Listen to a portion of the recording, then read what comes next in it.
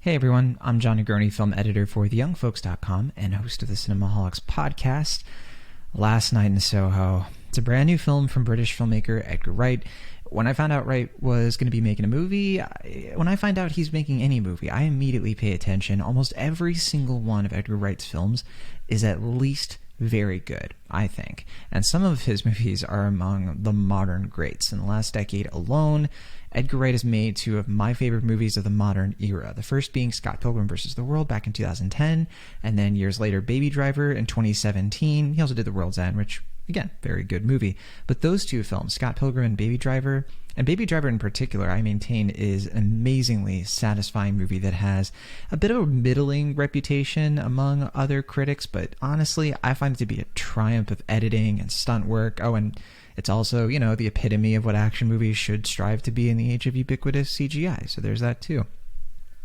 Of course, many other people are probably quicker to celebrate his Cornetto trilogies, so Hot Fuzz, Shaun of the Dead, again, World's End, and those are good movies. I like them a lot, and I would say Hot Fuzz and Shaun of the Dead in particular are usually considered his best films overall, or at least people's favorite films from him, and for good reason. They're very great.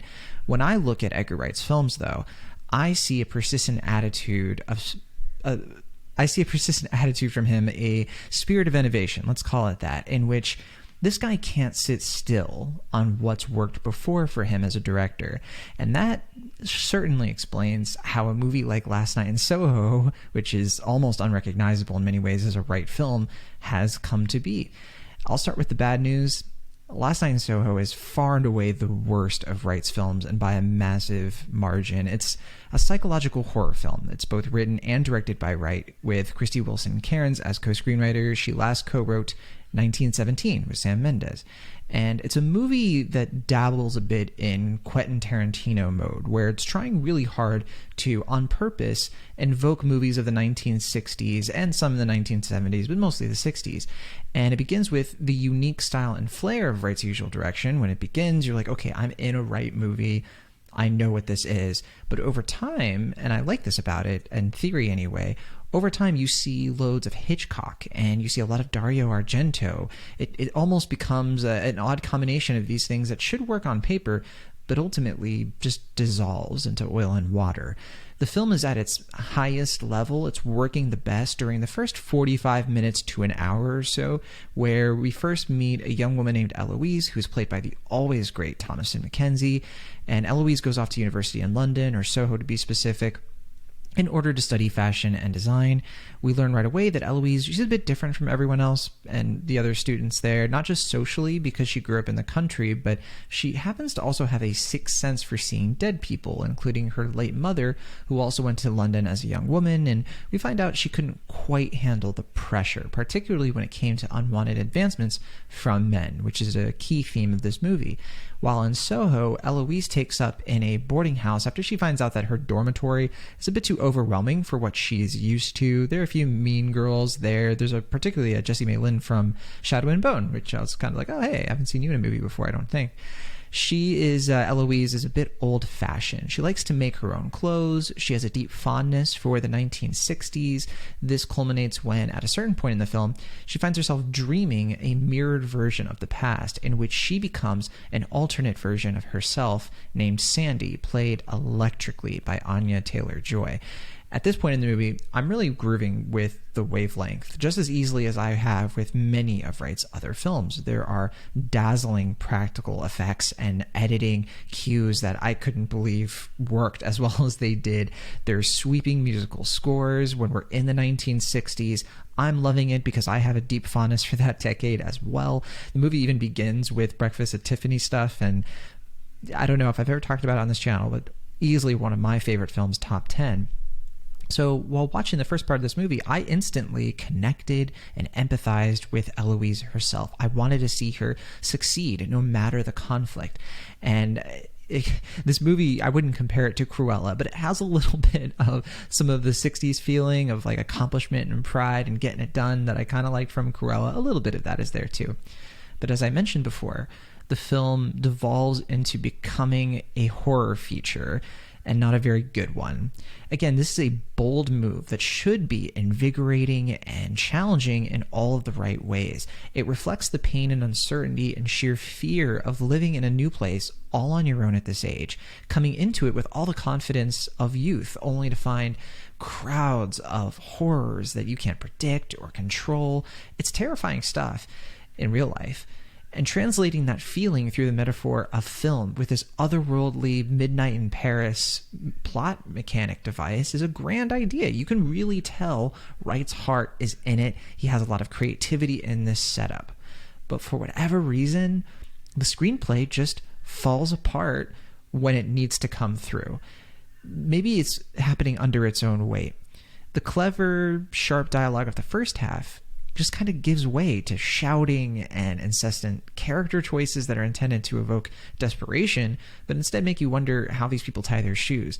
There's some thought-provoking twists and turns, but almost none of them are hard to see coming long before they present themselves as these ghastly, unbelievable revelations. Not really. And the worst of it all is that the film, while trying to transition from dreamlike spectacle to absolute nightmare, somehow becomes kind of dull, despite the blood and the ghouls and things you wouldn't expect to be dull. It's very strange. It's not dull in terms of the cinematography by Chang or Stephen Price's music, which is very good, be clear. None of the actors are cutting corners either. I mean, maybe save for Matt Smith, who he gets to chew a debonair role very early on in this movie, only for it to suddenly just drop into a level of parody. It's cringeworthy stuff.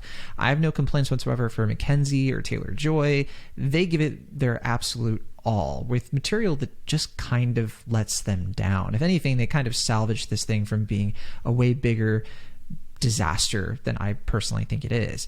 Now, when films misfire like this, it's rarely due to one major problem. We like to think that if they had just fixed this one thing, if they had cast this person instead of that person, if they had tightened up this scene, or if they've taken out this subplot in the script, well, hey, maybe we would have had a great film on our hands. I have the answers, is ultimately what people try to say. But ultimately, it's a domino effect at best. If there is a root cause, be it timing or a rush due date, we could speculate all day. This one thing, if it even exists, impacted so many other elements of the entire production that you can't trace it back. You're left with death by 1,000, well, I wouldn't say paper cuts, maybe film reel cuts, I don't know. And yeah, it's a bit harsh, and that's only because the promise of this film is exactly that strong throughout. It raises your expectations and then cuts them. And I think most people who watch the early part of this film will wonder why some critics like me are turning up their nose at it, because along the way you're like, I was thinking this might be one of my favorite movies of the year, maybe top 20 or something like that. But unfortunately, I also expect that a lot of people might have that same reaction I did when the film heel turns into just becoming a regrettable shadow of its former potential. And maybe that's a bit of a metaphor too for the character in this movie, I don't know. Last Night in Soho opens in theaters this weekend, and it's being distributed by Focus Features in North America and Universal for the rest of the world. Needless to say, this is one of the most disappointing movies of 2021 for me. It's probably number one disappointing for me in that regard, which I can't believe I'm saying. And it's only disappointing because I have so much fondness for this director, and I used to see his filmography as there's not really a weak one in the bunch. Unfortunately, this is the first, and hey, that's all right. We have a lot of other great films this year. We have a lot of other great Edgar Wright films. And hey, maybe you will disagree with me completely and actually find something in this movie that I didn't see. So I'm going to be reading the comments vigorously. If you do check out Last Night in Soho, if you have a differing take or if you agree, I want to hear from you as usual. And I want to see what Edgar Wright does next, because he's always one of the most interesting directors working, in my opinion. I always think he has something interesting and unique to say as a filmmaker, and he's always doing different things. So even if I think this particular movie didn't quite work the way as he obviously wanted or intended it to be much better, I'm sure, maybe the next one will also be different, but different in an awesome, unforgettable way. Who knows? But until then, I will see you all next time.